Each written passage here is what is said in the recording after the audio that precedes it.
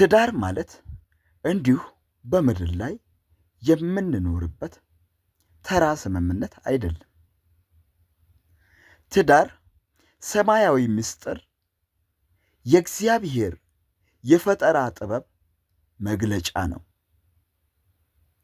ነገር ግን ትክክለኛውን የትዳር አጋር እንዴት አገኛለሁ ብለው ተጨንቀዋል?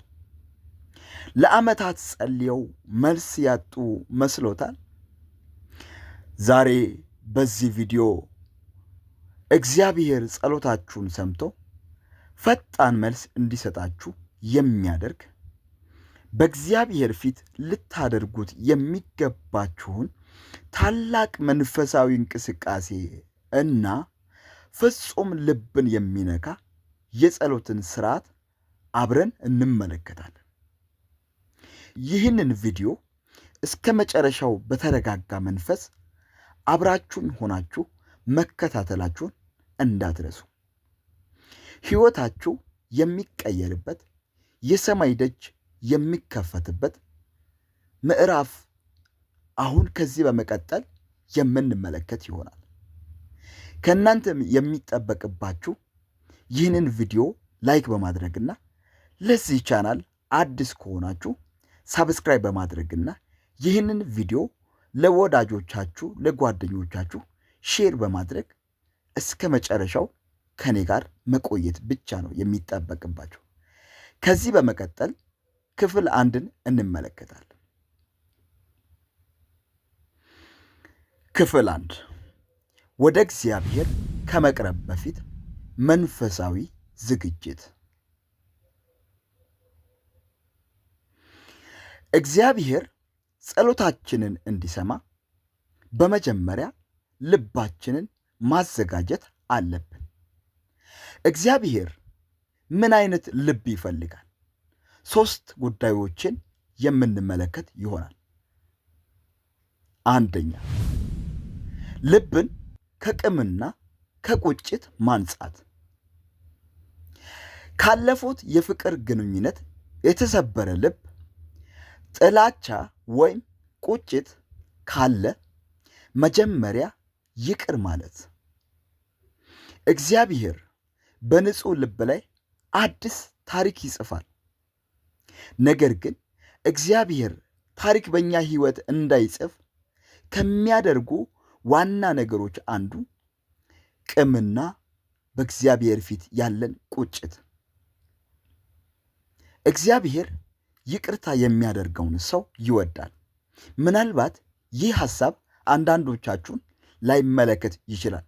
ነገር ግን በሕይወታችን ውስጥ ቁጭትና ቂም ካለ እግዚአብሔር ማየት የማይፈልገው ነገር ቢኖር እንደዚህ ያለ ነገር ስለሆነ አስቀድመን ስለ ትዳር ከመጸለያችን በፊት በእግዚአብሔር ፊት ቂምንና ቁጭትን ከሕይወታችን ውስጥ ማስወጣትና ንስሐ መግባት እጅግ አስፈላጊ ነገር ነው።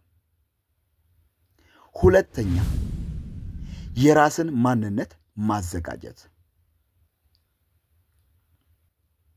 እኔስ ለሌላው ሰው ትክክለኛ አጋር ለመሆን ዝግጁ ነኝ ብሎ ራስን መጠየቅ።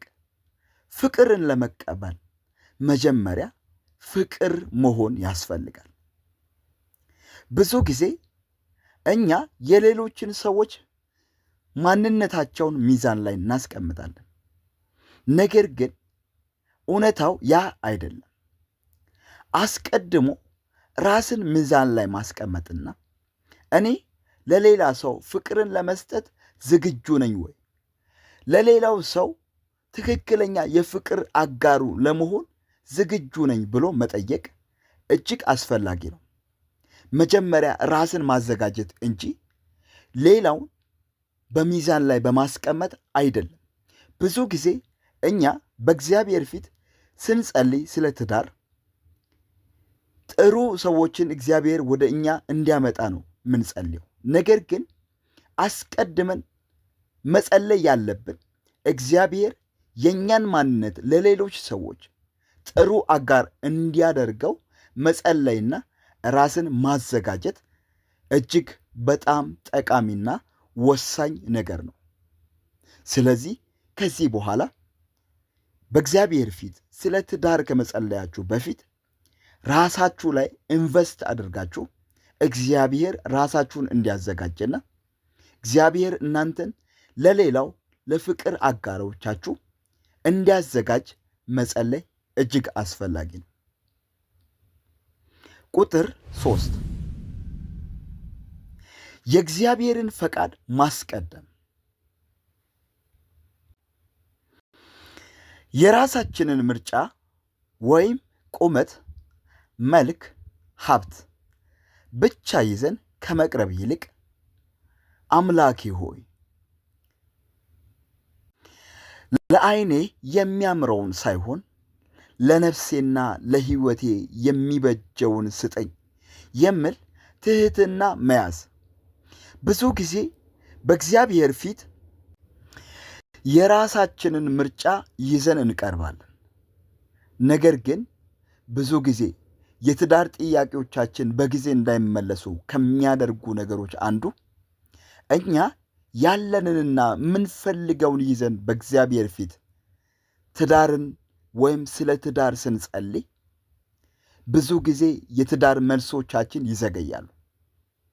ነገር ግን እግዚአብሔር ለእኛ የሚሻለውን የሚያውቅ አምላክ ነውና የሚበጀውን የሚያስብልን አምላክ ነውና በእግዚአብሔር ፊት እግዚአብሔርን በንጹሕ ልብ የሚያስፈልገውን እሱ ለእኛ ያሰበውን መጠየቅና ስጠኝ ማለት እጅግ አስፈላጊ ነው። ምርጫችንን አስቀድመን ማስቀመጥ አለብን እግዚአብሔርን ስለ ትዳር ከመጠየቃችን በፊት።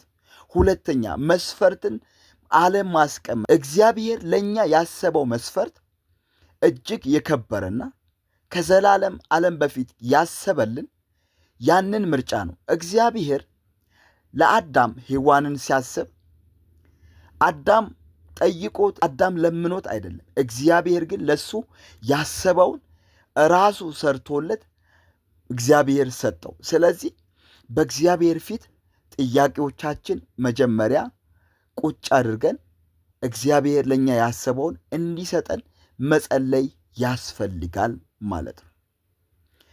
ክፍል 2 መልስ የሚያስገኝ እንቅስቃሴ በእግዚአብሔር ፊት። ጸሎት በቃል ብቻ ሳይሆን በተግባርና በቅንዓት ይደገፋል።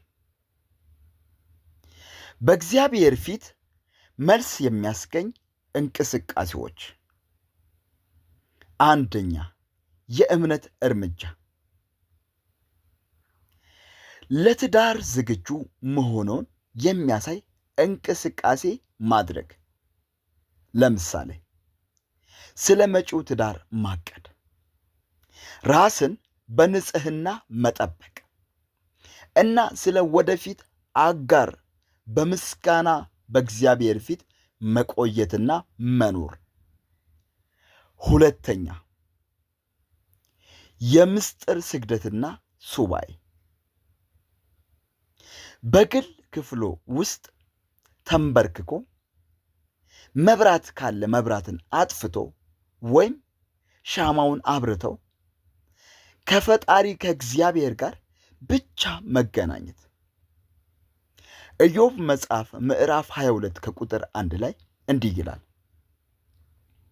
ከእርሱ ጋር ታረቅ፣ ሰላምንም ታገኛለህ፣ በዚህም በጎነትን ታገኝበታለህ ይላልና። ሁለተኛ፣ የምጽዋትና የቸርነት ኃይል። የተቸገሩትን መርዳት፣ የታመሙትን መጠየቅ። የእግዚአብሔርን ልጆች ስንረዳ እርሱም ደግሞ የእኛን ሕይወት ክፍተት ይሞላል። ብዙ ጊዜ ከእግዚአብሔር ለመቀበል ብቻ እንጠይቃለን።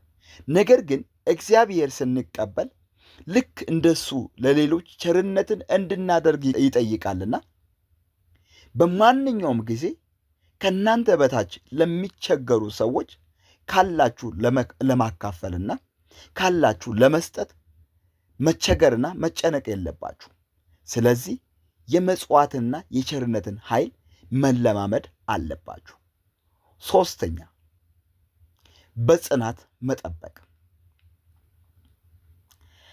እግዚአብሔርን መቅደም አለመፈለግ በሳኦልና በዳዊት መካከል ያለውን ልዩነት ማንሳት ወይም ሳኦል መታገስ አቅቶት መስዋዕት አቀረበ፣ ዳዊት ግን እግዚአብሔርን በትዕግስት ጠበቀ። ስለዚህ እግዚአብሔርን በትዕግስት መጠበቅና አለመቸኮል በሕይወታችሁ ውስጥ እግዚአብሔር እንዲሰራ በእግዚአብሔር ፊት መልስ እንድታገኙ ከሚያደርጉ ነገር አንዱ በጽናት መጠበቅ ነው። ክፍል 3 ትክክለኛውን የትዳር አጋር የማግኛ ኃይለኛ ጸሎት። ከዚህ በመቀጠል በእግዚአብሔር ፊት ይህንን ጸሎት አብረን እንጸልያለን። እናንተም ይህንን ጸሎት ከኔ ጋር አብራችሁ ሆናችሁ አሜን እያላችሁ እንድትጸልዩ በጌታ ፍቅር አሳስባችኋለሁ። ማድረግ ያለባችሁ ዝግ ወዳለው ስፍራና ሰላማዊ ቦታ ሄዳችሁ ወይም መኝታ ክፍላችሁ ገብታችሁ እንደተመቻችሁ ሆናችሁ ይህንን ጸሎት አብረን እንድንጸልይ እፈልጋለሁ። አስቀድመን በምስጋና ጸሎት እንጀምር። ቅዱስ አምላክ እግዚአብሔር ሆይ ስላገኘሁት የሕይወት እስትንፋስ ስለሰጠኸኝ ሰላምና ጤና እግዚአብሔር አምላክ ሆይ ስምህ ለዘላለም የተባረከ ይሁን።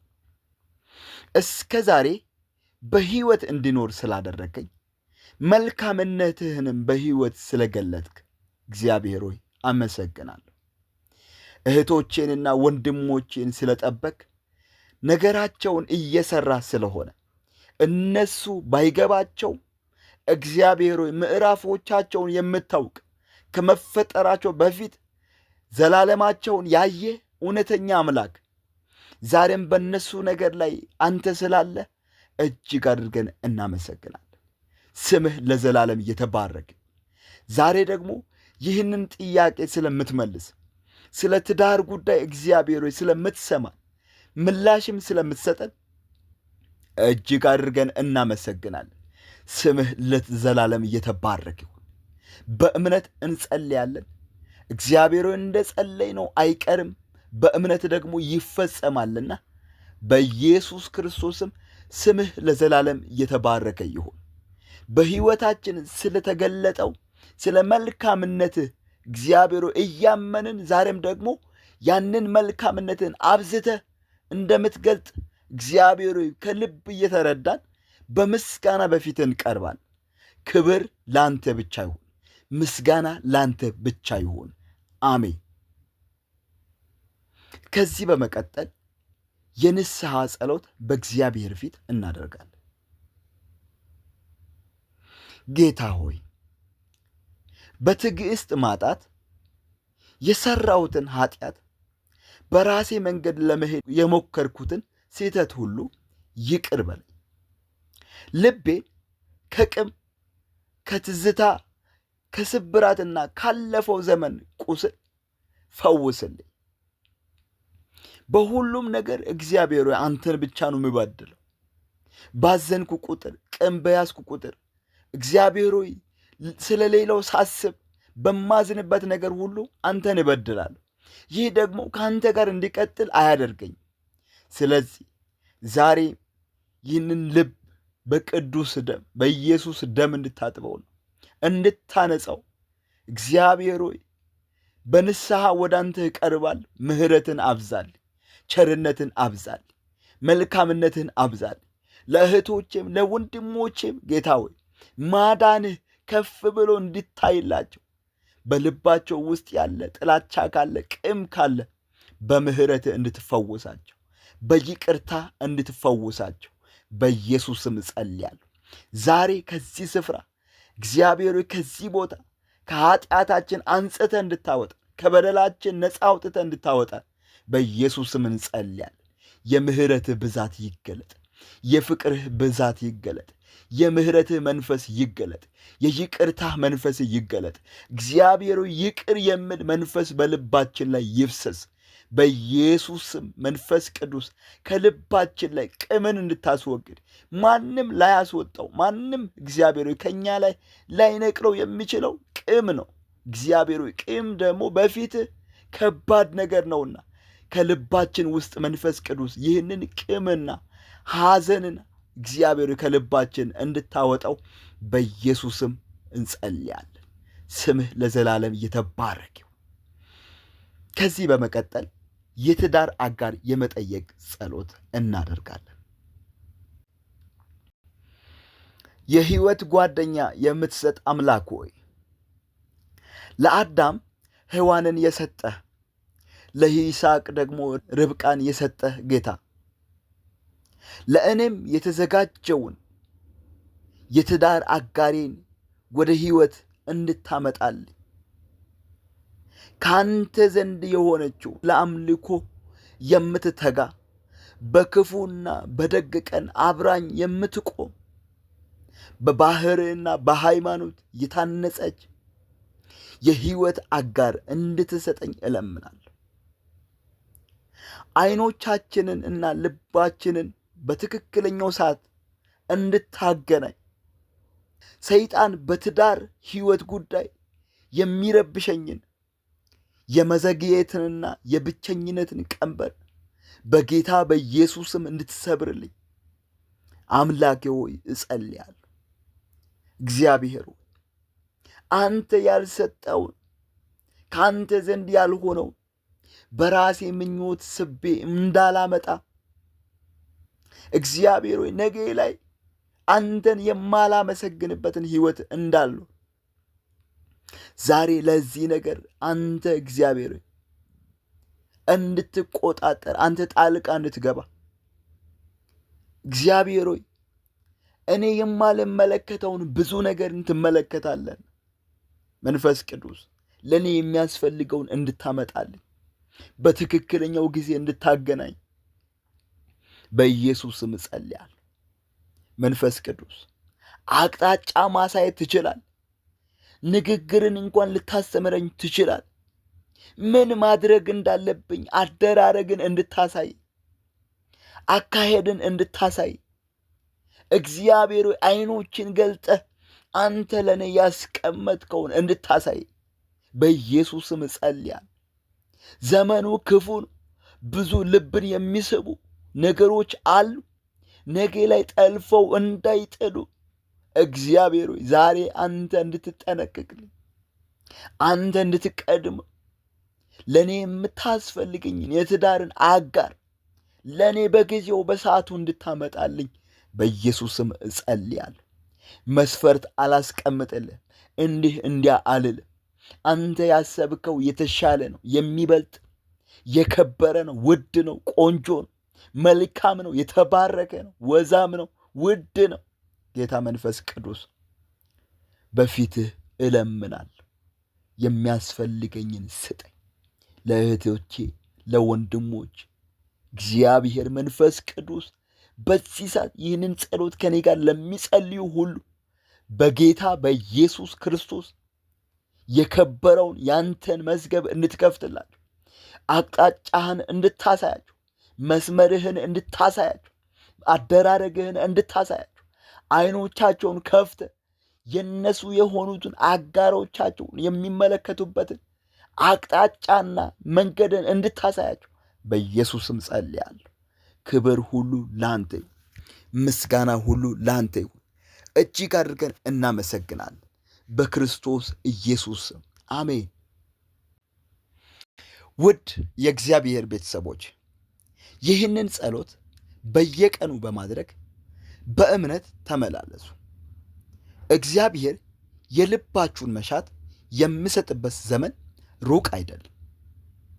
ብቸኝነታችሁ በሰላማዊ ትዳር የሚተካበት፣ ለቅሷችሁ በደስታ ሰርግ የሚቀየርበት ቀን ደርሷል። ይህ ቪዲዮ ለሌሎች እንዲደርስ ላይክ እና ሼር በማድረግ ተባበሩ። በሚቀጥለው ቪዲዮ እስከምንገናኝ የእግዚአብሔር ሰላምና ፍቅር ከእናንተ ጋር ይሁን። አሜን።